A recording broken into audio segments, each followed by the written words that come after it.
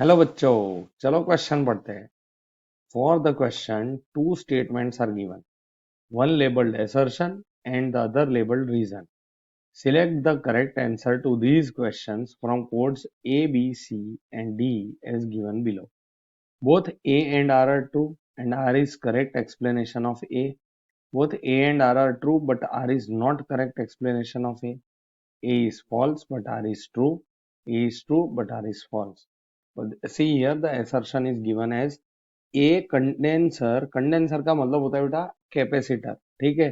Condenser blocks AC but allows DC to pass through and the reason is given as XC. इसका capacitive reactance is equal to 1 upon omega C which is equal to 1 upon 2 pi nu C, nu मतलब frequency. तो यहाँ पे पहले की concept समझते हैं।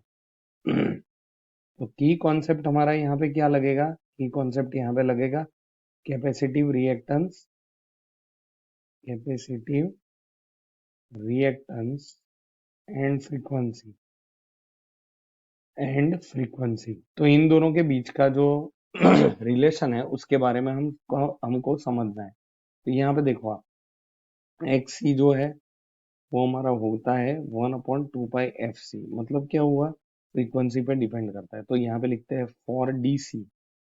D C के लिए हम ऐसा बोल सकते हैं कि फ्रीक्वेंसी 0 होती है, 0 हर्ट्ज होती है। तो therefore you can say X C is equal to 1/0। वैसे मैथमेटिकली ये अलाउड नहीं है, लेकिन इसको हम ऐसा लिखते हैं कि X C tends to infinity, मतलब इंफिनिटी बहुत ही हाई रिएक्टेंस ये देगी। तो ये क्या हुआ? डीसी को ब्लॉक करेगा, DC gets blocked, gets blocked but AC is passed. क्योंकि फ्रीक्वेंसी तुम्हारी जितनी ज्यादा होगी कैपेसिटिव रिएक्टेंस उतना ही कम होगा। तो यहाँ पे लिख सकते हैं कि if F tends to infinity then X C tends to 0।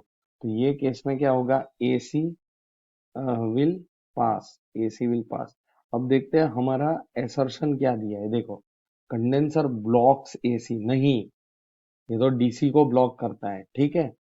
तो और डीसी को ब्लॉक करता है और एसी को पास करता है। तो ये हमारा फॉल्स हो जाएगा, इट इज फॉल्स। और यहाँ पे रीजन ये करेक्ट है, X is 1/2 pi F C, तो ये ट्रू है। तो उस हिसाब से हम लिख सकते हैं कि सी assertion is false but reason is true। तो यही हमारा फाइनल सॉल्यूशन होगा बच्चों। Hope you understood. Thank you and best of